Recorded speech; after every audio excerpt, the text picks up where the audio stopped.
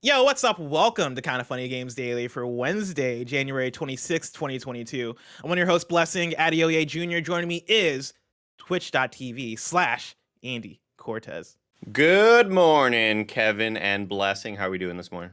Doing good, Andy. Andy, you look I great. was about to flip you, Andy. Thanks, dog. Appreciate it, man. Yeah, I decided to wear the bomber, and then you made a great point by saying it feels weird wearing a bomber in your room Yeah. because you're just kind of in your bedroom. And I said, yeah, I'm usually in my comfy like hoodie clothing, but I just want to like pretend everybody listening to this pretend that I went out and I've been doing errands for the last 3 hours, which is not true because I woke up like at like 8:45. But just let's pretend I was up and about, Blessing, and I was buying milk at the farmer's market or something like that, you know?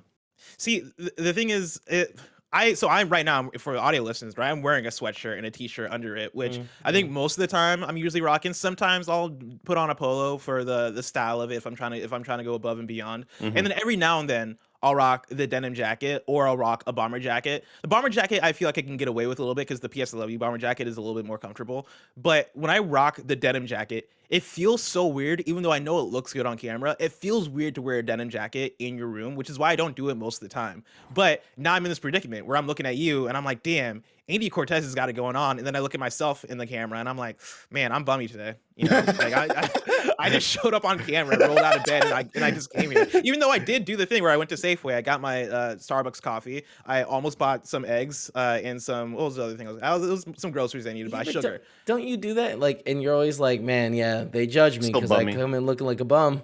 Yeah. Well, today I put on socks. That was the big move I made today. I put on Wow. socks. Today I made a weird call for both of y'all. I accidentally bought 2 coffees.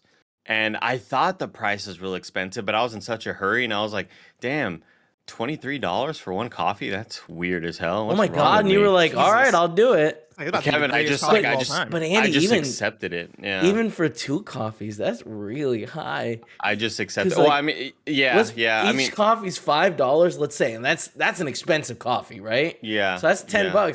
Wow. No, I have him actually make it in my front doorstep, Kevin. I bet. God damn. Well, Andy, Kevin, enough about all that. Let's get into today's stories because it's a big news day, actually. It's a very fun news day, I should say. Today's stories include Pokemon Legends Arceus reviews, the next 3 Call of Duties coming to PlayStation, and more because this is Kinda Funny Games Daily. Each and every weekday at 10 a.m. live right here on twitch.tv/Kinda Funny Games. We run you through the nerdy news you need to know about. If you're watching live, you can correct us when we get stuff wrong by going to kindafunny.com/you're wrong. If you don't want to watch live, you can watch later on youtube.com/kindafunnygames, roosterteeth.com, or you can listen later on podcast services around the globe by searching for Kinda Funny Games Daily. Remember, you can use Epic creator code Kinda Funny on all Epic Store and Epic in-game purchases like Rocket League and Fortnite to help support the channel. To be a part of the show, to patreon.com/kindafunnygames, where bronze members or above get to write in, and silver members or above get the show ad-free with the exclusive daily post show. Housekeeping for you, a new episode of Kinda Funny Gamescast is up right now, and it's our 2022 predictions. You can catch that on youtube.com/kindafunnygames and on podcast services around the globe. Now, I highly recommend checking that one out because it is a really fun episode. It's one of them good ones. We've been on a roll with Gamescast. I feel like Gamescast has been on fire lately. Chat, let me say this. Let me just tell you to anybody who is like, maybe, should I listen to this predictions episode? Let's just say that a certain nitro rifle, me, I threw in some new rules to this whole prediction point stuff, and I think you're really gonna dig what the ramifications could possibly be. So go check it out. It's a good some would say, Andy, that you threw in some sex. Sprinkle in the sex. Just sprinkle it. You gotta make the take What is spicy. wrong with you guys? You know what I mean? Kevin, because here's the thing. The premise is, No, I get what you whatever it is. There's you no can make a justifications. boring prediction, right? But you got to make it a little sexy, right? Sprinkle in the sex, because you can make a prediction and say Nintendo's going to put out a first-party game this year. Okay, but which one? Sprinkle in a little sex. Guess what? It's starting Chris Pratt. Oh, it's coming out October 4th, 2022. Like, all of that shit just kind of like, that's the little sexy stuff we like adding, Kevin. But then I added some rules that, oof, wow, it Yeah. really changes the game. We added some rules that are gonna have ramifications for years to come. Years to Literally. come, blessing. Years to come, Andy. I Uh-huh. can't wait for people to check that one out. And then another one for housekeeping. This is a fun one for me. On Tuesday, February 8th, I'm gonna be streaming some Rare Replay and also celebrating Black History Month in an Xbox Twitch takeover. You can tune into that on twitch.tv/Xbox at noon Pacific time. Again, that's happening on Tuesday, February 8th, which I'm very excited about. In my Hell tweet, yeah. tweeting it out this morning, I was like, I grew up playing Rare games like Jet Force Gemini and Conquer and many others, and like I'm gonna be playing Jet Force Gemini, an obscure ass Rare game, in front of the world on twitch.tv/Xbox, which I can't wait about. They were like, what game do you want to play? And I was like, I could pick something that would be popular. I could pick Halo, or I could pick a game that people are going to tune in for. No, I'm going to play some Jet Force Gemini. That's what I'm going to do. And so if you're excited about that, tune into that, because I'm excited about that. The diehards will be there, dude, for sure. Exactly. The day ones will be there. Thank you to our Patreon producers, James Davis, aka at James Davis Makes, Blackjack, and Pranksy. Today we're brought to you by Purple Mattress and Babbel, but we'll tell you about that later. For now, let's begin with what is, and forever will be, the Roper Report. It's time for some news. We have 6 stories today. A baker's dozen!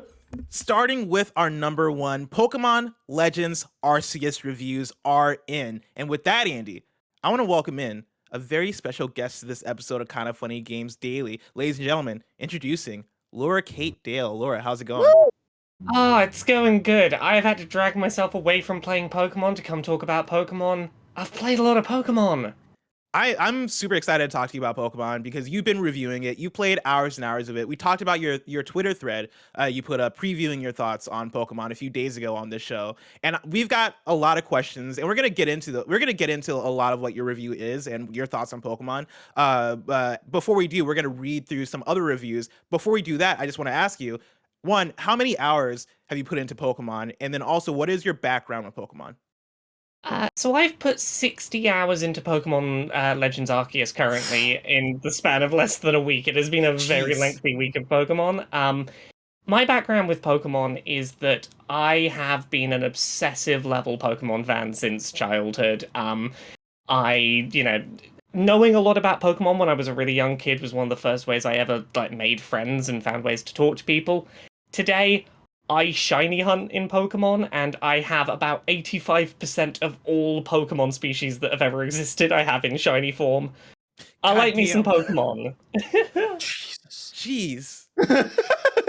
I play a lot. Whether the games are good or bad, I play a lot of them. And I think that's what's most important. And I think that's the thing that a lot of people are most curious about is, sure, you can be a gigantic fan of Pokemon, but when a bad Pokemon games come out, you will likely still hear the criticism from the hardcore fans. And I think that's really important to not just be like, hey, I'm going to play it and love it no matter what. And obviously you've played some bad ones. And that's good to hear, I think, for this, because I think the ratings we're seeing so far are really encouraging. Especially coming off of the last few Pokemon games, where in the Switch generation, we got Pokemon Let's Go, we then got Pokemon Sword, and then we got Pokemon Brilliant Diamond and Shining Pearl. And I think those have varying levels of what the fans want, what the general audience wants, and what the games actually want to be. And when you hop into Let's Go, it's like, well, we're making a casual game that's tying into Pokemon Go, that is adopting that style of catching Pokemon. When you go into Sword, it's like, okay, cool, this is the big next entry into Pokemon. But it's a game that is still abiding by the Pokemon formula, even though it's on console and people have those expectations of the big step, which we're going to get into with Pokemon Legends Arceus. And then you get into Pokemon Brilliant Diamond and Shining Pearl as a remake, and how that kind of does stick with that same formula, because it is essentially the same game. But enough about that. I'm gonna pull in some reviews to read and talk about. Right now on Metacritic, Pokemon Legends Arceus is sitting at an 86. On OpenCritic, it is sitting at an 84. Ryan Gilliam at Polygon recommends Pokemon Legends Arceus and says, Pokemon Legends Arceus is a messy, worthwhile experiment. The good bits in Pokemon Legends Arceus outweigh the bad, rounding out a successful first attempt at an action-centric Pokemon game. It's filled with excellent ideas aimed at changing a series that has largely grown stale. But some of the execution breeds frustration. Exploring the open world is freeing, but also awkward, until I unlocked more travel options later in the game. Legends Arceus is graphically dreadful, with flat textures and pop-in rampant in every area, but the Pokemon animate wonderfully. Still, I'll gladly take an imperfect Pokemon game that takes a chance on something different, even if it's not always successful. Alex Donaldson at VG247 gave it 4 stars and says it's the best Pokemon game in 20 years. His review reads, reflecting on Legends Arceus after finishing the core game, around 80% of the side quests, and all but one of the post-game tasks, I wonder what came about first. Was it the desire to set a game here in the ancient past of the Pokemon world? Was it a curiosity attempt to mimic the earth-shattering success of Breath of the Wild? Was Game Freak bored, at last, of building games from the same template? Whatever the answer, I'm incredibly glad it happened. This is the best Pokemon game in years. When thinking about this game, it's probably the best to leave any preconceptions of the Pokemon series at the door. Reading forums this last week, for instance, I've seen people talking about their planned team, but that's a moot point. In this game, your best way to complete key objectives is to change your team up often. As such, it no longer makes sense to have a team of specific Pokemon you love and only use them, at least for much of the game. Subtle changes to the systems and concepts of Pokemon weave through the game to make many traditions obsolete, and these tweaks and overhauls add up to create something incredibly fresh. And then over on LauraKBuzz.com, Laura Kate Dale writes this: if you're the kind of person who wants Pokemon to feel grander in scope, faster paced with fewer pauses in action, and more deeply appreciative of the creatures themselves, Legends Arceus offers a wonderful experience. For anyone begging for the Pokemon formula to do something new, you're getting what you wanted. It's incredibly exciting. It's an incredibly exciting video game I can't praise enough as a longtime fan craving something new. Sure, there's not much in the way of NPC battles that will challenge you before the post-game, which makes the loss of PvP mechanics even more of a shame, but that's a trade-off I'm willing to see the Pokemon Company actually exhibit some much-needed ambition. As a seriously dedicated Pokemon fan, this is the most excited I have ever been for the future of this series. Laura, is Pokemon Legends Arceus the Pokemon game that I've always dreamed of as a kid, in terms of I want to explore, I want to be in the world, I want a console level Pokemon game? There are definitely some places where this falls a little bit short of, the dream. There's, your little things you could nitpick, like there's still not voice acting. There's obviously there's some very fair criticisms of some of the visual stuff going on, but during my whole time playing, I didn't care at all about any of those problems. Pokemon felt new and exciting and exploratory. I felt like I was going on a big grand adventure where I didn't know what was coming. By throwing that structure of the 8 gyms, go beat the evil team, go defeat the league, throwing that out the window, I just got to play a Pokemon game where they weren't hand-holding me the way through. Where it was just, here's a world, go find some Pokemon, and it captured some of that magic that has been lacking in the polished but very by the numbers entries we've had the last few years. You mentioned hand-holding.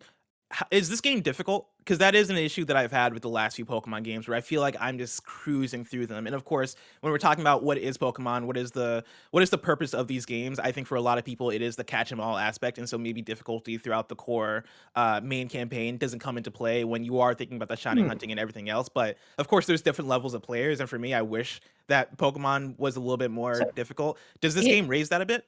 So here's how I would describe the difficulty in the base game. In terms of general battles, particularly with other NPCs, up until the credits roll, not the most difficult of games. It's pretty well balanced. If you are going through trying to complete a reasonable amount of your Pokedex and a reasonable number of side quests, your team will probably be about the right level they need to be for the challenge you're at. This game has post-game content, and a surprising amount of it, and that is where it ramps up the difficulty in a way I kind of didn't anticipate. The post-game had a lot more, here is actual challenges that I was having to retry a couple of times. It has difficulty, but it puts it at the end so that people can go I finished it. Okay, now here's the challenge for people who, want to keep going. Did the post game feel repetitive at all? Did it feel like you were doing the same stuff in the main campaign, just at a harder difficulty, or did it feel kind of fresh and I, like new content? I want to avoid talking too specifically about what's in the post game, but there is story content. There is Cool. missions that feel like, this is a big thing I would have been looking forward to. There is more challenging types of like there is definitely an increase in some of the kinds of things. There are new things you will be doing in the post game that you weren't doing before that. Now, Laura, okay. I need you to kind of like get on my mental level right now. Okay, it's midnight, and here comes the video game fairy. She's coming. She's gonna visit you down the chimney, right? She comes down the chimney. She sneaks into your room, and she Waving her wand. you left a wish underneath. You left one wish, right? And it's like the one video game wish. Because you've listed your negatives here. What's the one wish you would put underneath that pillow of saying like, here's what I would add or remove from Pokemon Legends Arceus? The biggest thing I would add to this if I could fulfill a wish is some of the structure of this game feels very comparable to something like a Monster Hunter game in that you've got your sort of core hub town and you're going out to your big environments to do your excursions. There were several times where I wished this had co-op. There were moments where I was like, I want to be with a friend going across this big field in a way that I don't generally with open world games, and I don't know why this one felt like that. That would be the one thing I'd love to see if they did another game like this. Okay. Look, you mentioned we'll let the video game fairy know. We'll let her know. We'll talk to the video game fairy. Their name is Jeff Keighley. You mentioned Monster Hunter, and that's actually where that was actually something I was wondering as well. As I was reading through these reviews, and as I was reading previews early in the week, we were reading stuff from Japanese publications as well as your thread. There have been so many comparisons made throughout the marketing lead up to this game, right? Many people have said Breath of the Wild because they have the big open world that looks sprawling, and they have the same shots in the trailer of like the character overlooking the hills and all that stuff. So it's an easy comparison to make. And then there's also the Monster Hunter thing that comes up. How apt are these comparisons? And do you feel like this shift for Pokemon becoming something that might be more adjacent to a Breath of the Wild style game or a Monster Hunter style game? Do you think that's a good shift as well? I think that those comparisons are apt to a degree. They are. When I make those comparisons, I'm comparing very specific aspects of them. Like, when I talk about this game feeling like Monster Hunter, it is, here's my downtime area where I'm picking up side quests and I'm doing my prep and doing my crafting, and I'm ready, let's go off and do a mission in a big but still enclosed environment. Like, that structure feels Monster Hunter, but you're not doing the so much, here is one big challenge that I'm going to go spend the next 40 minutes attacking this one creature. It's got aspects of that. Breath of the Wild feels like an apt comparison in terms of topography that doesn't feel like it's directing you or hand-holding you, where it does genuinely feel very, you have the tools, go follow what seems interesting to you, and there are multiple ways to get where you're going, it's up to you how you do that. The scope is not the same, but that feeling of you've taken off the training wheels and I can just exist in this game's world. Yeah, I can see the comparisons to Breath of the Wild there. I think that both of these changes in direction are things that I would love to see incorporated into a main series title. I don't know how much of that would translate, but at the very least, I think that a lot of the quality of life changes, a lot of the things that speed up the pace of the game, that help to make it all feel a little less disjointed, those are all things that I really hope we see going forward, whether or not the open world structure is something that stays. Laura, toward the end of your review here, right, you mentioned that this is the most excited I've ever been for the future of this series. What do you then see for the future of the series? Do you see Pokemon Legends as its own brand that continues to exist alongside the mainline games, the core games? Do you see that stuff merging together to some extent? Like, what does Pokemon Legends Arceus do that makes you look toward the future and go, wow, I'm excited about what Pokemon has to bring? I suspect that at least for this next, whatever our next mainline game is, I think it'll be somewhat more traditional than this. I don't think that they're going to dive headfirst in on this being the future until they've, seen how it plays out. But Yeah, the numbers, the some of sales. a bunch of the things that like make me excited for like Pokemon for years has done a bunch of things mechanically because that's how they did them in the 90s, regardless of whether they're still good or not. Pokemon Legends Arceus, for example, when you level up, it doesn't stop to go, oh, you've learned a new move, pick it now, what are you getting rid of? It's like interrupting the flow of the game. Just does a little ping on screen that says you've learned a new move. When you're ready, go to your menu and you can do that when you're ready. Same for evolving. You go and do it in your menu when you feel ready. So many of the things that they just do every time because it's how they've always done it, they've tightened up in ways that feel so much more friendly to the player.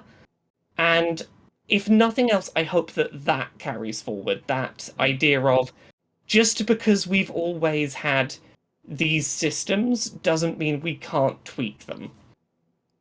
God damn. I'm like, this game is shot up to being one of my most anticipated games now of the year, even though it's 2 days away and I'm gonna play it soon. But like, it's wild because I feel like everything said so far about this game is what I've wanted from a Pokemon game for a very long time. As somebody who I played so much Pokemon Blue as a kid. I played that game Yeah. probably like 20 times or something like that, right? Played Pokemon Gold, loved it. Played Gen 3, loved it, and then fell off because I never got a DS or a 3DS, and then came back with Sword and played the entry since then. Coming back with Sword, or not Sword, Pokemon Let's Go actually, but playing Let's Go and then jumping into Sword, I didn't know what it was in terms of my friction of not knowing like why aren't I clicking with this the way that I've clicked with Pokemon in the past, right? What is it that for me coming back to this franchise isn't making me fall in love? And I think it is that what is the next step and everything you're describing right now in terms of like the freedom of it, like them shifting the formula into being something more adjacent to Monster Hunter, but then also having some of that freedom that is there in Breath of the Wild, which is Breath of the Wild is a game that I love so much because of its freedom. You're describing like what might be my perfect Pokemon game. Where do you feel like people's expectations are at? And like, do you think that this game will live up to people's hype and expectations? I feel like Nintendo has made a bit of a bed for themselves with expectations for this game because by not saying anything about this game until so close to release, particularly given the fact that like, it's an open secret that, a lot of stuff leaked a little while back. I think a lot of people's response to the lack of communication about this game was it either means it's terrible or it means it's the best game ever. Yeah. And I think Nintendo has put themselves in a corner where people are expecting this game to either be perfect or hot garbage. And I think this game skews a lot more towards the incredibly good end, but it's not a perfect It's not game. perfect, yeah. It's got its flaws, it's got its rough edges. Where I would ask people to set their expectations is this feels new and ambitious and exciting. And it may not be perfect, but it's not, Brilliant Diamond, Shining Pearl that were completely by the numbers remakes that didn't even fix some of the weird balance issues that got fixed in Platinum. Like, this doesn't feel like the Pokemon Company sitting on their laurels. It feels like them trying, and that's exciting. And it's Thank God. yeah. I'm honestly kind of shocked and surprised because I don't know why I just didn't even look this up. That I would have never expected this to be developed by Game Freak. I would have thought that this would have been some other side studio who maybe worked on, like, when we first saw the previews for Pokemon Legend Arceus, it just felt like not only the color of the font choice they were going with and the fact that there was the Legend subtitle, this felt like a mystery cave dungeon or what, it felt like a side kind of Yeah. offshoot that It's like maybe how not be Nintendo like, will give a IP to like Team Ninja or like Capcom or somebody to develop on the side as they're working on their main thing, right? It felt like yeah, that when they announced it. maybe not take this one as serious, fans, because this isn't our mainline thing. This is just sort of a side project, but it is really interesting that Game Freak developed this, and it also kind of makes sense that they put the most faith into Game Freak in order to kind of make this very different experience still kind of have to satisfy hardcore Pokemon fans. This is really exciting, Bless. I'm pretty stoked for this. I'm super stoked for this, and I also want to pull in a question real quick from Nano Biologist, who writes into patreon.com/kindafunnygames, just like you can, and says, "Hi, Legends Arceus review scores," and I'm still like back and forth in terms. I don't know if pronounce it Arceus and Arceus. This is why Pokemon needs voice acting because nobody seems to know. Pokemon Legends Arceus review scores are in, and holy shit, it sounds like Game Freak revolutionized Pokemon. However, I have two questions. One, do you think these review scores do have a bias to them because of it being a new Pokemon game and not a remake? And two, is it releasing only 2 months after the middling Brilliant Diamond Shining Pearl have any effect on the very high opinion of the game? Not to say it isn't a really fun game, but does it releasing so close to a very middle of the road Pokemon remake help Legends Arceus shine brighter? Thanks, the Nano Biologist. Laura, what do you think about that? I think that certainly doesn't hurt reception for the game, but also, like, if I think about if this game had come out right after Sword and Shield, I think I'd have still been just as praiseworthy of it. Sword and Shield was the last like mainline entry we got that felt like there was some effort put into it, and even that was absolutely incomparable in terms of the scale of like the wild area that was one big area that was not particularly interesting to traverse because it was a L shape and that was it. Like, this still feels like a big step up from the last time the Pokemon Company tried to step up. And I don't think that it's just because Brilliant Diamond and Shining Pearl was so lackluster that this is being received as well as it is. Yeah. I think that, like, yeah, it sure doesn't hurt to have that near in mind, but I still think the praise would be where it is. God, this is like one of those days where I'm sad Games Daily is only an hour and we have a lot of other news to get to, because I could ask you questions about this all day. My second to last thing I'll ask you here is, how's the game graphically and in terms of and in art style? Is it a pretty game? I know some of the reviews here mentioned that the game graphically looks dreadful, which I think might be par for the course for Switch at this point. Like, how do you think the game looks? Because that would be my video game fairy wish. Like, yeah, so make this nicer. I don't think this looks terrible, but it is a game that is carried by its art style rather than its technical performance. Okay. It runs at a good solid frame rate. It, like, things load quickly and happen quickly. But, you know, if you're looking at a Golbat flying high up in the air and it's like quite high up at a big distance, much like Monster Hunter Rise, they're going to slideshow a bit in the very far distance and sort of smooth up as you get closer, and it's not a common thing, but it definitely happens. Stuff like grass effects will sort of fade in as you're getting closer. There are corners that are cut to make it run nicely, and I wasn't personally overly distracted by that, but it is undeniably a game that has had to use a lot of tricks to get itself functioning. Gotcha. Laura, before we say goodbye to you, do you have any final thoughts you want to share about Pokemon Legends Arceus with us? I've put 60 hours in, and I'm still working through a side quest list, and I'm still trying to work on my Pokedex, and I'm still wanting to play this game every minute I've got available, and, you know, that's not going to be the case for everyone, and I know that I'm, you know, quite a Pokemon fan, but, like, I wasn't like this about Sword and Shield. I wasn't like this about, you know, the last few that have happened. This has really grabbed me, and I hope that other people enjoy it as much as I did, because I'm having a fantastic time with it. That's amazing. Laura, thank you so much for joining us. Everybody go follow Laura at LauraKBuzz on Twitter, and also read Laura's review. Is it laurakbuzz.com? Yep, laurakbuzz.com. laurakbuzz.com. Give the full review a read. Of course, I only read a small excerpt from it, but Laura goes into detail in terms of her experience with the game. Laura, thank you once again. And as we transition, we got another review roundup to get into, but before we do, I want to let people out there know that you can go to patreon.com/kindafunnygames where you can get the show ad-free. And speaking of ads, let us tell you about our sponsors. When it comes to getting a good night's sleep, there's only one thing you need: a good mattress. Forget all those gimmicks like mattress toppers and weighted blankets. If your mattress is terrible, your sleep is going to be terrible.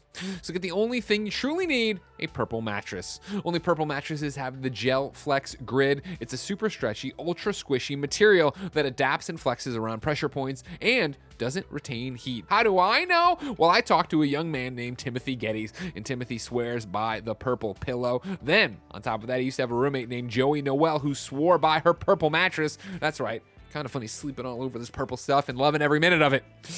Getting a great night's sleep starts with having a great mattress. Get a purple mattress. Go to purple.com/kindafunny and use the code kindafunny. For a limited time, you can get 10% off any order of $200 or more. That's purple.com/kindafunny, code kindafunny for 10% off any order of $200 or more. That's purple.com/kindafunny, promo code kindafunny. Terms apply. There are a ton of worthwhile goals to set for yourself this year, and personally, learning a new language with Babbel is at the top of my list. Babbel is the addictively fun, fast, and easy language learning app that has sold more than 10 million subscriptions. Ladies and gentlemen, I'm Greg, and as you know, I'm in love with a French Canadian named Geneviève Saint-Onge. And Jen, of course, first language is French. She learned English later on, and I've been trying to learn French, but I keep falling off. I've got Babbel on my phone. I'm ready to do it in 2022. Other language learning apps use AI for their lesson plans, but Babbel lessons were created by over 100 language experts. Their teaching method has been scientifically proven to be effective. You can choose from 14 different languages like Spanish, French, Italian, and German. Plus, Babbel's speech recognition technology helps you improve your pronunciation and accent. I could probably use that for English. Right now, when you purchase a 3-month Babbel subscription, you'll get an additional 3 months for free. That's 6 months for the price of 3. Just go to Babbel.com and use the promo code KindaFunny, all one word. That's BABBEL.com, code KindaFunny. Babbel, language for life. And we're back with another review roundup. Wait, no, I meant like turn your camera off and on. My actual camera. Yeah. Sorry, Chad. We're dealing with this. We're dealing with That this. was very chaotic because I was not paying attention, and then Kevin started counting down 5, and I was like, dude, I need to close like 10 windows, and Andy needs to turn on his camera. I'm like screen tearing. Look at that. I think we're back. It's weird because it doesn't happen when I full screen you on Discord. Got to turn on VSync. I didn't realize it was happening until I minimized. Do it one more or, time. I Do it one more made time. Small. Yeah, Do when I what? full One more screen you, it doesn't do it. Oh, weird. That's wild. It seems like just a Discord thing then. Shout out to Laura who dropped by. Appreciate her. Laura plays a very vital, important part of my life. Blessing. I don't know if you know it or not, but basically when I see her tweeting, I know I should be asleep because that's kind of like my alarm. She's out there in the UK. It's Get like the the hell to opposite, bed, the Andy. opposite Yeah. of an alarm or something. It's an opposite alarm, Kevin. I know it's alarming for me when I'm like, oh shit, it's like, 3:24. Oh my god. The unfortunate thing for me and the way that I figured this out, that people in the UK be awake when we're asleep, which of course that's like makes sense. God, but I learned it the that's a hard hell way. of a sentence. I know it's a hell of a sentence, but hear me out, right? I learned this the hard way. The reality of this the hard way when like I was up at 1 a.m. and I was like, oh, everybody's asleep. I can tweet reckless now. I can just say what I want on my Twitter. And then like I say some reckless shit, and all of a sudden, all these folks with British accents that I can read through the text start showing up under the tweet. And they're like, bro, we're eating breakfast right now. Why are you talking about this? And I'm I like, got a listen, mouthful of beans and bread in my mouth right now. I got a mouthful of beans in my mouth right now. It's And 9 you a.m. over here. you gotta try it before you keep talking all this smack. Beans on a tortilla, I'll eat it all day, Kevin. Don't get me wrong. And you know what's a tortilla? A flat piece of bread, pretty much. Nah. I mean, honest. I've done it. Like I don't know if this is a Nigerian thing or if it was just my parents, but like as a kid, we would eat every now and then. When it was not often at all, but we would eat like bread and beans for breakfast. I think if they were feeling real lazy, they would cook up some bread and beans. Sweet beans? No. Yeah, It it's was not the not right kind of bean. Sweet beans. It Sounds like an exclamatory, like sweet beans. This is crazy. They are sweet. They are sweet. Sweet beans is great. This breakfast is great. Sweet beans. This is delicious. Sweet beans. I can't wait. Can't wait to get to the next news story. This story number 2.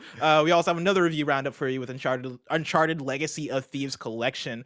Right now on Metacritic it's sitting at an 87. On OpenCritic it is sitting at an 88. Speaking of sweet beans, we're gonna start with Kevin McDonald over at The Guardian, who gives it 4 stars and says the improvements that this re-release brings to the 2 games feel minor. You can feel the impact of gunshots and cliff grabs through the PS5's superlative controller rumble. I played around with the frame rate and resolution, switching between the different performance modes on a giant TV, and though the difference was noticeable, it was not transformational. They always were gorgeous games, given that Uncharted 4 is already available on PS5 as part of a Wii free collection. This is the most British thing I've ever heard in my life. As part of a Wii free collection of PlayStation classics for all PlayStation Plus subscribers, it's hard to argue that this is an essential purchase for anyone who's played these games before. If they pass you by at the time, though, this is the best way to experience two different spins on the same bombastic action game. Adventures that remind us why characters such as Nathan Drake and his spiritual predecessor Lara Croft suit video games so well. And then Alessandro Barbosa at GameSpot gave it an 8 out of 10 and says, there's no question then that you are getting a vastly superior way to play both of the PS4's Uncharted entries, afforded by the more powerful hardware of the new generation consoles. The upgrades are in line with what many other games from other publishers are putting out for free for players, but the upgrade structure here does allow you to grab both games for a small fee, even if you only own one. That softens the blow somewhat, but it's a factor to consider if you've already experienced both games, with Uncharted 4 faring worse with its extremely slow opening when played through again. These are still both exceptional games, made better by more powerful hardware, making it an easy recommendation if you missed them over the year. And then Barrett Courtney at Kinda Funny recommends it. And Kevin, if you're able to, there's a video that I have in the doc. Oh man, you're quick with it. If you can play that, we can listen to Barrett's view. Thieves collection. Oh, you can go ahead and play it from the beginning. Yeah, I know, but I have to restart it. Oh, damn it. Hold on. Where? This is why you need to It's just gone. It's just gone. Why are you just on your For You page, Kevin? I'm not. Notice it says log in. I'm not logged in. Wait, it disappeared. It's gone. Wait, can you refresh? Can you go back to the link? Yeah, I mean, I had it prepped, and then you talked over it. Bless, you talked over it. That's my bad. That's my bad. You were quicker than I thought. You can click on the little line down there and rewind, I believe. What? Oh, down here. Yeah. You Oh, can't. there it is, yeah. But you can on the full screen version, Andy. Oh. Weird. Maybe we just play it for audio listeners. We recommend Uncharted: The Legacy of Thieves collection. If you don't We know, free. it's a bundle that contains both Uncharted 4: A Thief's End and Uncharted: The Lost Legacy, and it's out this Friday. The PS5 upgrades have some new performance modes, like 4K 30 FPS mode, a dynamic resolution 60 FPS mode, and a 1080p 120 FPS mode. Each mode has their ups and downs, but I would personally recommend the 60 FPS mode. 4K 30 is a little choppy for my tastes, and to be honest, I think 120 frames per second for a game like Uncharted is a little overkill. Load times are great on the PS5, taking about 2 seconds to load up the games compared to the PS4's on average 24-second load times. And that's why we recommend Uncharted. It does Look at not that have link. of Thieves no dynamic collection. resolution, If you don't know, gamers. it's a bundle that You can go ahead and contains pause it, Kevin. You see with Roger and the team, the video editing team, there's some pros. Because like right there, you didn't even realize that the video started over. The loop is perfect. The loop is TikTok's about. perfect. That's TikTok art right there. That's Roger being like, Barrett, ever heard of TikTok? Right? I'm a young kid. You, Barrett, you're old. You're the old guard. I'm gonna teach you about a loop right here. Yeah, you know what's in right now? Loops on TikTok. Everybody's doing it. Andy, is this one that you're gonna play? Great job to the team. There's not dynamic resolution. We need to point that out. It locks at 1440p. Yeah, if it's 60 frames per second, it locks at 1440p, not dynamic resolution. And get a load of this Barrett guy being like 30 frames per second, a little choppy for me. This guy's experienced PC gaming for about a year, and suddenly he's like 30 frames per second. That's what happens when your roommates with Andy Cortez. You start talking like so in the past, dude. he's like, I can love use it. those same words. I can talk about resolutions and all this shit. It's like, no, leave that to the masters. I'm proud of him. He finally saw the light. I don't plan on replaying this. I've had a code since I believe the thing started, or since we were distributed codes, I was given one as well. And I installed it, and I have yet to really kind of start it up, mostly because a lot of other games have pulled me in their direction. I am kind of interested in just sort of re-experiencing it at a higher fidelity, at a faster frame rate, because I remember what it was like back in the day, and I still see those cutscenes and go, man, these are better than 50-70% of the games that are out right now in terms of just visual fidelity and clarity. I'll never forget Nathan Drake being washed up on the shore, blessing and being like, well, this is real time. Yeah. Like, remember that first trailer that they put out at Dude, whatever, yeah. and it's like, this is real time. I can't believe this, and it still looked as good as when it came out. So this is one I will definitely start up, but I don't see myself really playing through it. I'm more interested in replaying through God of War, honestly. I remember watching that trailer for the first time and being like, yo, they're gonna kill Nathan Drake. This trailer is dark. And then I think Amy Hennig or somebody left, and that game kind of got rewritten a little bit, and things got a little bit lighter. But like, I was looking forward to that version. I wanted to see the version where Nathan Drake turns into Bruce Gets Wayne murked. Batman and like starts murking people and gets murked at the end because he sinned. Because that's how fiction works. Like if you sin, then you have to die by the end of the story. Of course, yeah. Yeah. That was actually my number 2 game of 2016, by the way. What was Uncharted. number one? Number 1 was Overwatch. Good man. About that. Good man. Good man right About there. that. Where is Doom 2016 in that list? I think it was like number 7 or number 6. Number 5 was Overcooked.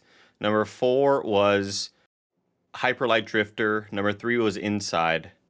Number 2. That would mean that I think The Witness was that year too, wasn't What it? a banger year. I mean, when 2016 doesn't get talked about enough. it was a good year. Yeah, It's a Doom good year. 2016 that changed the game Uh-huh. literally. Like it changed Doom. Mm-hmm. Great game. Great Great game. Let's continue on with the Roper Report with story number 3. Activision's next 3 Call of Duty games will be on PlayStation and Xbox. This is Jason Schreier at Bloomberg. Activision Blizzard, which is being bought by Microsoft, will release at least the next 3 Call of Duty games on PlayStation. Before news of the $69 billion acquisition broke last week, Activision had already committed to making the next few Call of Duty games available on Sony's console, according to 4 people with knowledge of the deal, speaking anonymously because they were not authorized to speak to press.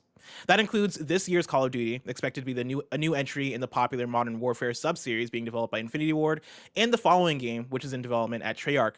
The deal also includes a planned new iteration of Call of Duty Warzone, the lucrative free-to-play game that was released in 2020. Phil Spencer, who was recently appointed Chief Executive Officer of Microsoft Gaming, said last week that he had spoken to Sony leadership about the franchise. Quote, I confirmed our intent to honor all existing agreements upon acquisition of Activision Blizzard and our desire to keep Call of Duty on PlayStation, he said on Twitter. But gamers have been wondering what those existing agreements were. Plans are hazier for the Call of Duty games further out, said the people familiar with the matter. So there's some news for you. You're going to get at least 3 more Call of Duty games on PlayStation. There was quite a few banger quote tweets from Jason Schreier kind of in rapid succession over a couple of hours. Not only this, but including Activision saying, hey, don't unionize over there, and then kind of leaving it up to all of Activision, to all however 130 employees at Raven, or 330, I forget how many it was, but basically saying that the Raven QA testers cannot unionize unless all, like the majority of the vote of all the employees say, yes, it's okay for the Raven QA testers to unionize. That was quite a banger tweet. And another one that I really enjoyed from Jason Schreier, got me really excited, more on the positive side of news, bless, was regarding that survival game that was announced yesterday, and they talked about it on Games Daily yesterday. Right. And Jason Schreier essentially said that even the more disgruntled employees are super stoked about the survival game and that team that's working on it. That's really exciting for me. And I know we're kind of glossing over the more important news. So I just don't have the full details on everything regarding the union busting efforts that are happening in Activision. And I feel like we talk about it every day anyway. Yeah, and they had a big conversation about it yesterday on the show too with Greg and Gary Whitta. Right. I just also wanted to point out that news, it just personally for me is pretty exciting because I feel like immediately when I heard that news, I just thought of the idea of a polished survival game being put out. You know, there are so many great survival games that are being put out with really good ideas that just have so much of the jank that comes with an indie studio developing something. And to be able to sort of realize that vision and polish it down and have Blizzard polish, have too. the Blizzard Like presentation. Blizzard polish is another level of polish. Yeah, I'm super stoked to actually see what that is. So that thank you, Jason Schreier, for getting my hopes up for that. Yeah, I think another Warzone game makes sense, or another battle royale that is like successor to Warzone makes sense within the next couple of years too. Like you're more tuned into Warzone than I am, so I don't know if this is something that's already been talked about or reported, but it makes sense given that Warzone, I believe, is like a still PS4, Xbox One game that hasn't like gotten a PS5 like new gen version. And it makes Correct. sense like to come back and be like, cool, now let's make another one that we can kind of use to sunset old Warzone and have new Warzone come up and have that be on every platform. I think that makes a lot of sense. It kind of reminds me of honestly putting the 2 on Overwatch, and how why wouldn't you just continue to update it and call it like a bigger update? But I know that putting a sequel number on it kind of makes it feel more important and like a bigger thing. But yeah, it is kind of weird to me that they aren't just going to call it, wherever location they're going to choose. They just choose to call every game after that next location. Like right now, it's Call of Duty Warzone Caldera, and the next one would be Call of Duty Warzone blah blah blah. But adding the sequel to sequelize it and putting that number on it, I think is an interesting choice. But it doesn't seem super odd for Activision to do something like that. Yeah.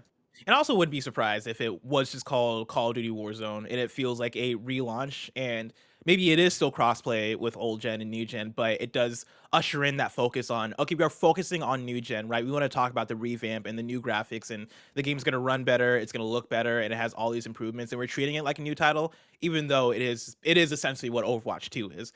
I think they could get away with calling it just Call of Duty Warzone because it's free to play, and so they're not looking for sales at that point, right? They're just looking for player base. But yeah, that's one that we'll have to wait and see for. Another question for you, Andy, because I assume you have a history of Call of Duty because you're Andy Cortez, the Nitro Rifle. If I saw somebody mention that, like, I saw somebody in chat mention Call of Duty coming to Game Pass and all these things. If every single Call of Duty came to Game Pass, Andy, and like has online enabled, you can play, and they're having like revitalized player bases across the board. Like which one are you going to? even like the PS4 versions and everything, or what do you mean? Or I mean, even like, the current gen Xbox versions, like I'm talking about like current gen, previous gen, 360 gen. Like if Call of Duty Modern Warfare, the first one, all the way up to Call of Duty now, all came to Game Pass, and all had kind of like these revitalized player bases, and if you were to choose one to go back to, which are you going back to? Oh man, see, like I'm just super old school with it, because really the only Call of Duty that I ever played in a meaningful way was Modern Warfare, the first one. I feel like all of them I kind of messed around with I feel like Modern Warfare, the first one, was the one that really kind of introduced a brand new way to look at first-person shooters on consoles, where I was the Halo guy, and I was pretty good at Halo back in the day, and then Modern Warfare came around, and I went, oh shit, this is a different beast, and I'm really bad at this game. But bless you, I'm a new person now. And the Nitro Rifle has been born from the fires, right? And so I feel like I'd be able to enter that game and just really pop off 1,000%. Yeah, for me, it's between Black Ops 1 and 2. I think 2, because they like you still have Nuketown, and then you also have the ship map, and I really love that ship map. And my best memories of Call of Duty are playing Sticks and Stones on the ship map, and like with friends, 4-player co-op, and also going into online and doing that as well. And then also a gun game on that map was such a blast. But yeah, Black Ops 1, I feel like this is such a classic for me. Dude, when they brought back Nuketown, as somebody who had no affinity for it, I fucking hated it. I was so bad at it. It was just dude. like Nuketown was fucking awesome. I would find my streaks every once in a while and just stand in that one building and just snipe dudes from across the map. But god damn, that map was just like, I could only play about maybe 45 minutes worth of it before I was like, okay, enough of that. I'm just exhausted. Like, Dude, this map is too much. For me and my friends, it was, I think in Black Ops 1, it was Nuketown and firing range that we'd bounce back and forth between. And then in 2, it was Nuketown, and then I think it was called Shipment, the like yacht map specifically. Kindafunny.com / you're wrong if I'm butchering that. But yeah, dude, I would love to go back to that. I wanted to call out a You're Wrong right now that just popped up in chat. Yeah, it's called Warzone Pacific, not Warzone Caldera. Caldera is the map or whatever, but Pacific is what they're calling it because Vanguard and Pacific, hijacked. Whatever. Thank you, chat. It was hijacked. That's what it was. Appreciate it. Andy, you mentioned Halo. Let's get into a new story about Halo with story number 4. Halo Infinite had the biggest launch in series history with over 20 million players. This is Tom Ivan at Video Game Chronicle. Halo Infinite has enjoyed the best launch in the franchise's history, according to Microsoft. During Microsoft's second quarter earnings call on Tuesday, Microsoft CEO Satya Nadella said the game has been played by over 20 million players since its Xbox, PC, and Game Pass release in December. Forza Horizon 5 has also attracted 18 million players since its release for the same platforms in November. Quote, the big bets we've made across the content, community, and cloud over the past few years are paying off, Nadella said. We saw record engagement as well as revenue this quarter. Game Pass has more than 25 million subscribers across PC and console. We released new AAA titles this holiday to rave reviews and record usage. 18 million played Forza Horizon 5, and more than 20 million have played Halo Infinite, making it the biggest Halo in launch history, end quote. Earlier on Tuesday, it was confirmed that the Xbox division generated its highest ever annual revenue of $16.28 billion during the 2021 calendar year. Andy, the highest generated annual revenue of Xbox. I'm not surprised at all by Halo having the biggest launch in series history. I am surprised by the 20 million players part, though. That is pretty goddamn wild that you have almost as many Game Pass users playing Halo for the first time, which is really cool and really exciting for the franchise. And I just always kind of need to remind myself and remind the chat that the internet is not necessarily real life, because I know that Halo is still a very successful beast and there's a lot of active players every day. But when I scroll TikTok, I'm like, oh, the game's dying. Oh, okay. Like, esports players hate the current state of Halo. It's like, current state? The game's been out for 2 months. Like, it's not, like, it feels like current state is something to call a game 8 months after its launch or whatever, or a year after its launch. The game is still very successful.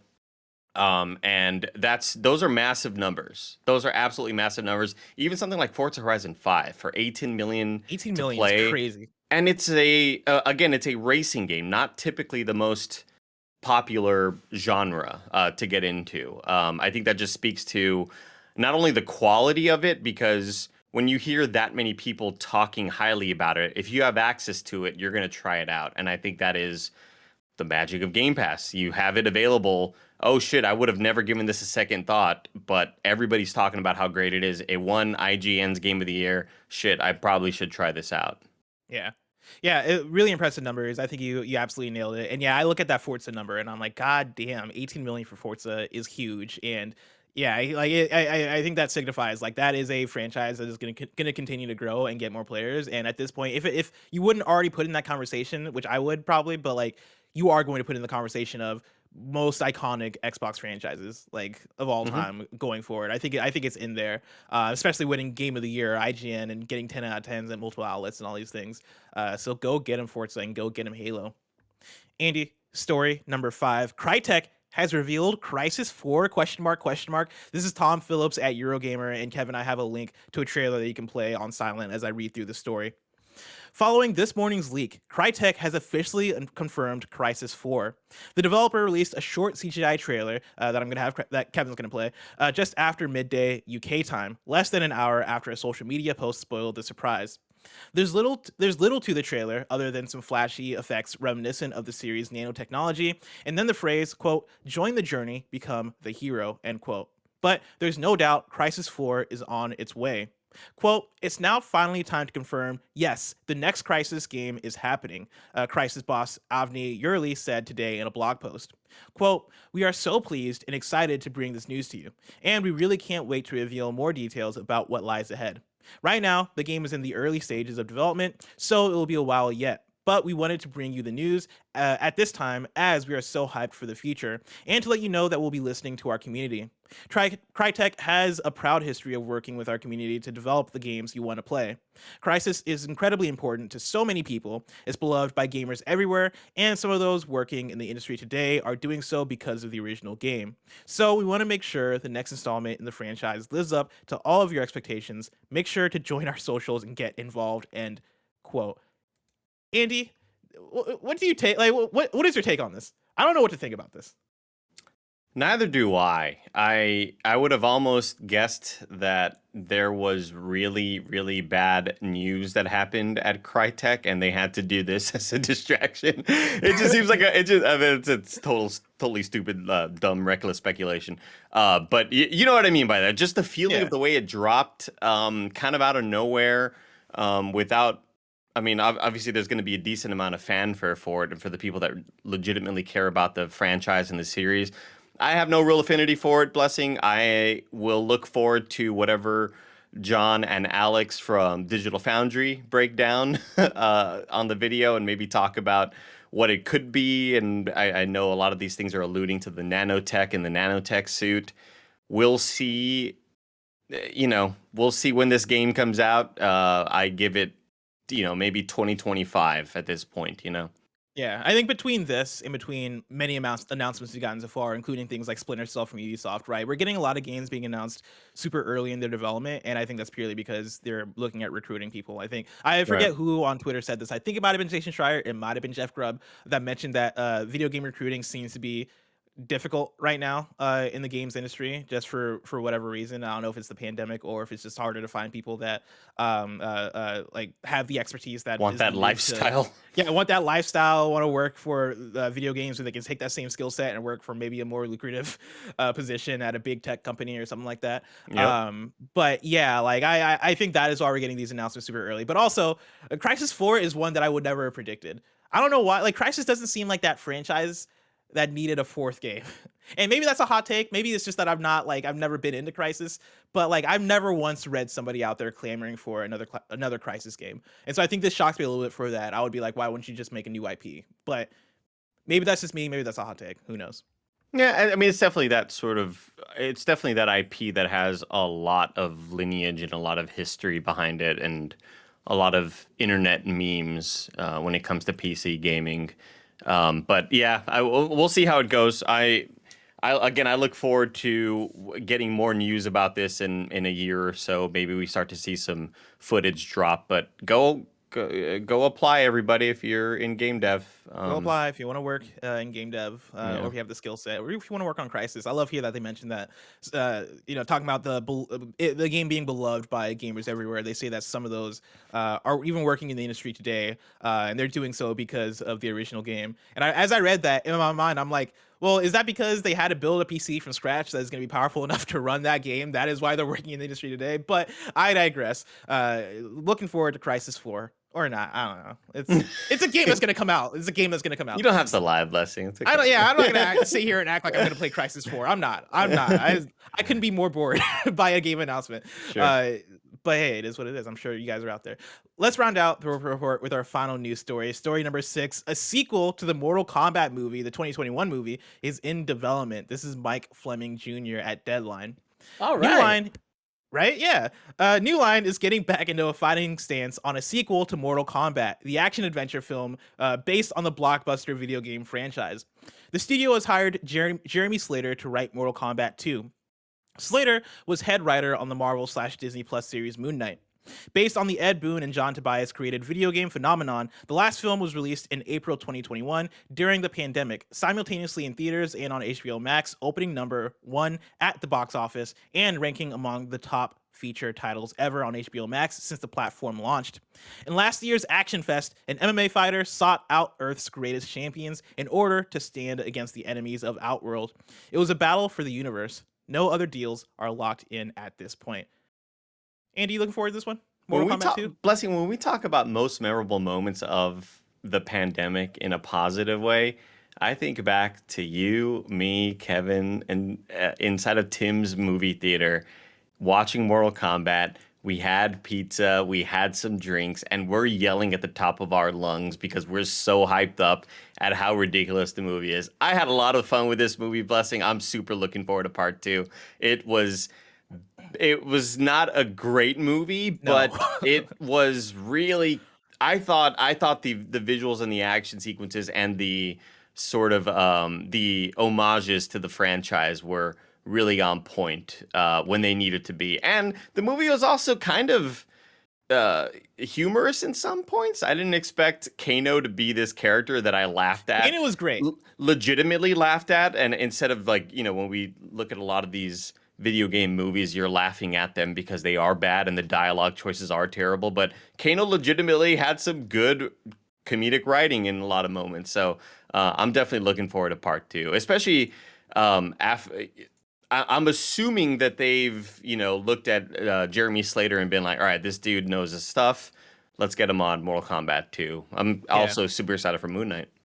Yeah, I love that they're getting in Jeremy Slater in there, and this is me assuming that Moon Knight is going to be a good series. Fingers crossed, that's going to be a very good series. And the writing is good.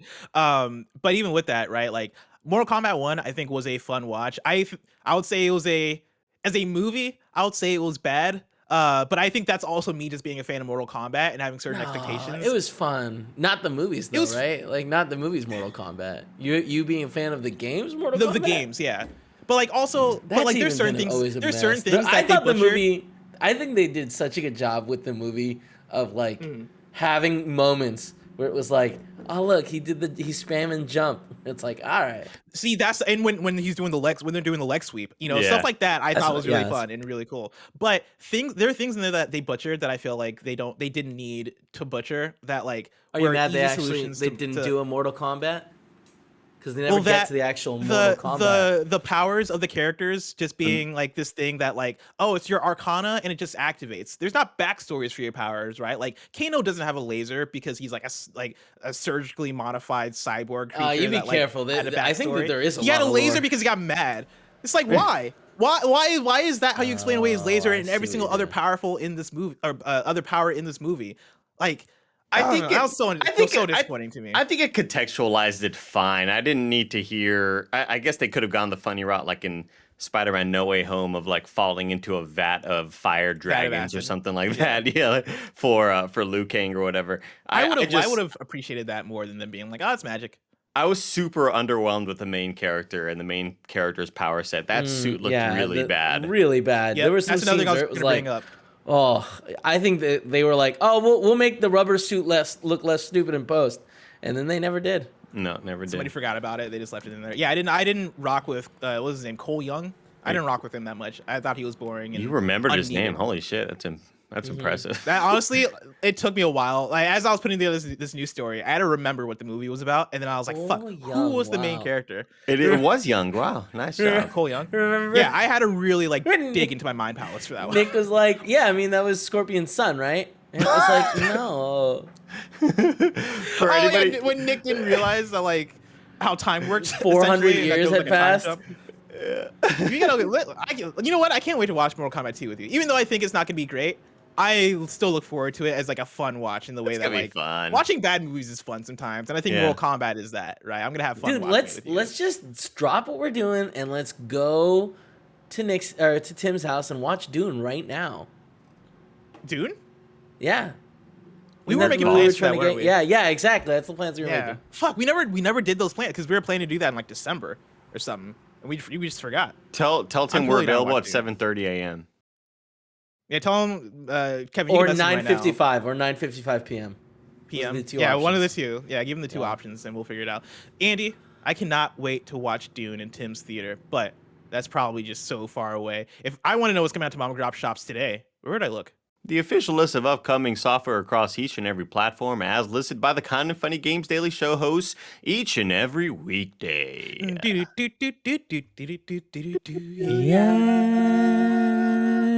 One thing I was gonna bring up that I forgot to bring up was one. I don't think this is spoilers. I don't think people care. Like, if you care about Mortal Kombat movie spoilers, then like you should have watched the movie already. But also, like, you know that Johnny Cage is in that movie probably. There's that tease that Johnny Cage is probably gonna be in the next one, and I was thinking about that, and I was like, fuck, that's gonna save a lot of the movie for me because I want to see Johnny Cage on the big screen again. But then also, I was reminded of yesterday the statement that The Rock put out saying that he's bringing a movie to the big screen, or he's working on a movie being brought to the big screen. Could you imagine The Rock as Johnny Cage? I really can. Man, that would be awesome. That would be fucking awesome. I would especially turn that movie good. Especially when we know when we saw the writing that Kano had, I think they could really make like a super douchey asshole character that makes you laugh because of how much of a jerk they are. That'd be amazing. Yeah, that would be amazing. That said, I would also put John Cena in there as like a perfect Johnny Cage. I think he would rock Johnny Cage so hard, especially after watching Peacemaker. Anyway, out today, we got Elastomania remastered for PS5, PS4, Xbox Series X/S, Xbox One, and Switch. Cake Invaders for PS5, PS4, Xbox Series X, Xbox One, and Switch. Summertime Madness for Xbox One. Gav Gav Odyssey for Xbox One and PC. Pop Slinger for Switch. Froggy Crossing, that can't be legal, for Switch. And then like Froggy Crossing is for sure a Frogger clone, right? There's like no chance that it's not. It's got to be. Dread Templar unleashes another early access content update today. And then new dates for you. Survival Quiz City, the platformer quiz battle royale, comes out on Steam March 4th with the final open beta coming February 11th. And let me tell you, that is one that I saw a screenshot for and I was like, this game looks fun. This game looks fun. A platforming quiz battle royale. I want to try that one out. A lot of genres. Yeah, it's a lot of things merging together. And also, Steam Deck is launching February 25th. Wait, really? Yeah. Is that breaking? Apparently at 10 in the morning, 10:05 this morning. Oh, it's been live. Oh, that's crazy. Wait, I can't wait for that. Put money down, not knowing when it was coming out.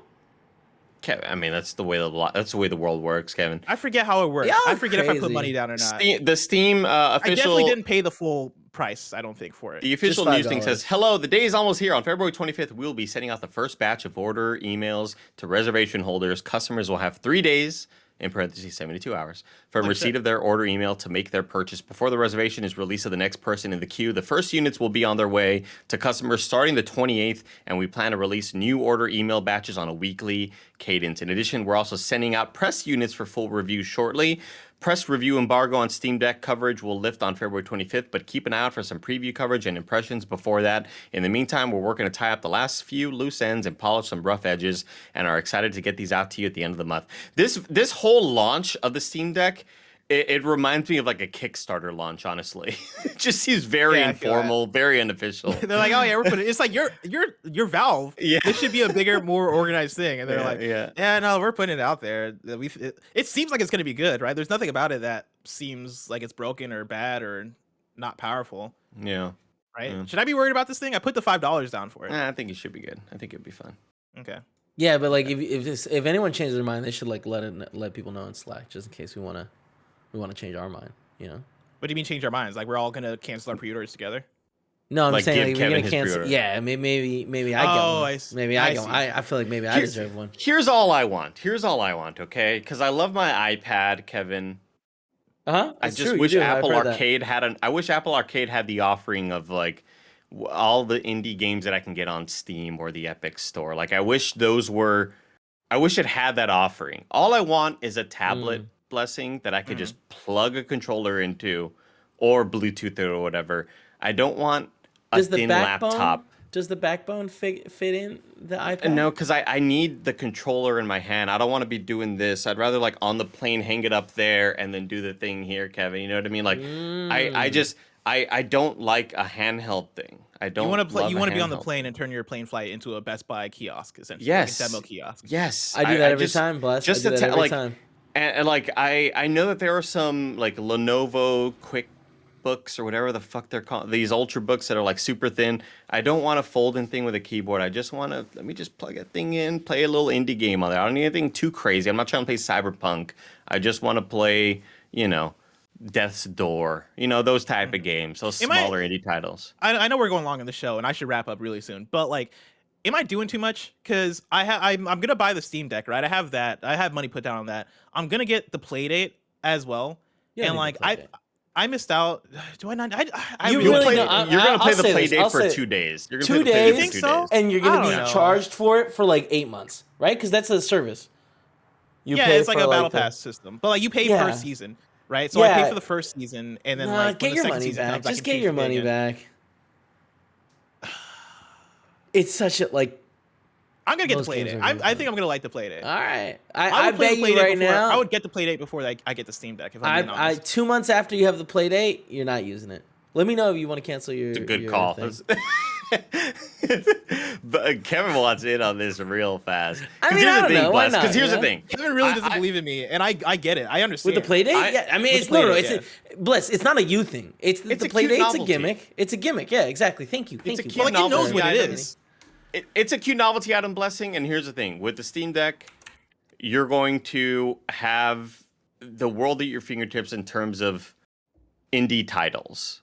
Like, there's so many indie titles that don't come to Switch first or don't come to PS5 or Xbox first. Like, they're gonna be on Steam, and that's massive for you, Blessing. But I'm not necessarily doing the Steam Deck for the indies. I am doing it for the bigger games that, like, the Death Strandings of the world that might be playable mobile. Like, that is why I'm getting a Steam Deck. Otherwise, I'm fine with the indie output on Switch. And think about this: it's playable on mobile. It cloud syncs, and then suddenly you're playing back on your PC, and you got the game on your PC. Like, Dude, that's fucking sick. I that's don't know, the- Bless. That seems like that's it's the too much ideal money. thing. Maybe give me the thing. Maybe The give it Steam a Deck? Kevin. Maybe give it Yeah, a Kevin. give me your spot, Bro, you should put money down. You should have put money down. It's on- too on late. Yeah, Steam I know, Deck. but I mean, can't. I'm they trying also to figure out mentioned something. review copies, and I know kind of funny isn't known for hardware reviews, but we might be able to like get in on that, Kevin. That's not true. I might be able Whenever to we have get a hardware, review. we get hardware reviews. It just doesn't happen that often. Yeah, but like Greg Miller makes fun of PCs every single day on the show. I don't think. Which is Steve's why looking at this us is a and going, like, perfect- give that- them more stuff to review. But it's perfect because if they can win over Greg, suddenly they have all this giant voice, this enormous voice that is constantly talking shit about God. PC. fair. Fucked That's a up good point. eyeball and Yeah, it's like they're everything, yeah. converting them. Oh my god, it's bleeding. You know. Ugh. Yeah, he's rough, man. Oh my gosh, he's had a rough Yeah, one. he's having a hard time. He's having a hard time. Anyway, one more for new dates. We got Action Arcade Wrestling. That comes to Switch on February 9th. Deal of the day for you. Coming to PS Plus in February, you're going to get EA Sports UFC 4, Planet Coaster, and Tiny Tina's Assault on Dragon Keep.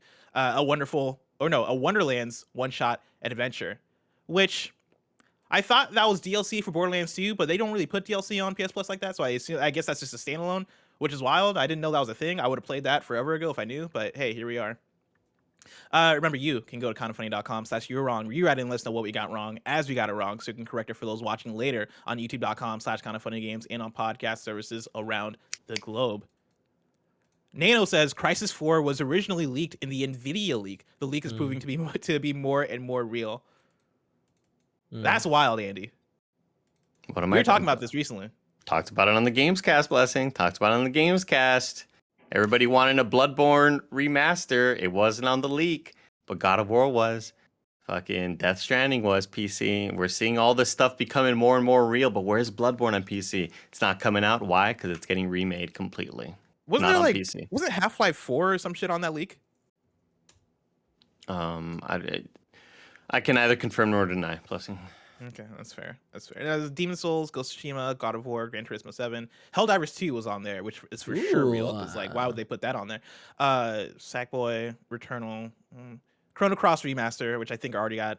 I'm not gonna say it. Nano Biologist says, Andy, Xbox controllers work with iPads through Bluetooth, but like I don't have the games library there. I don't like that's the problem. I can't play games on the cloud through Xbox or through Nvidia GeForce Now because the internet is shit on a plane. Like the problem is not having the games locally stored for me. You know, on the Steam Deck they would be locally stored. Here's the thing: Kingdom Hearts 4 is on this list, and there is no way in hell right? that can be legit. Too much Yeah, of a it is. secret. It's legit. It's legit. Thank you, Barrett. Thank Damn, you. Kingdom Hearts 4, you heard it here first. And then Nana also says that Froggy Crossing's description on Switch. This list is crazy. You know by what the I way. mean? Looking We back at heard it this on list, that list first. What I'm saying. This you heard on that list first, but you also heard it here first because you read the list on here, and so like the audience knows. The audience knows. Froggy Crossing's description on Switch says, "Help Froggy the Frog fill his belly with yummy coins." So that's what that game is. You can use that. That's pretty much it for Kinda Funny Gamescast. You're wrong. More is like the rest here is clarification on stuff that we don't necessarily need clarification about. Nano Biologist. Thank you all for your wrong. Of course, what's today? Wednesday. Tomorrow's Thursday. Your hosts for Thursday are Greg and Tim. God, If the you're week's watching this almost live over. on Twitch, yeah, the week's almost Friday over. Eve tomorrow. Friday Eve tomorrow. Then on Friday, you're going to get me and Tam. If you're watching this live on Twitch right now, after this is Mike and Greg playing Monopoly. If you want to catch that stream later, you can subscribe to youtube.com/kindafunnyplays. Very excited to watch that stream because as far as I know, it's just gonna be the two of them. So that's gonna be a very Two losers playing Yeah. Monopoly. a 1v1 game of Monopoly, riveting stream content.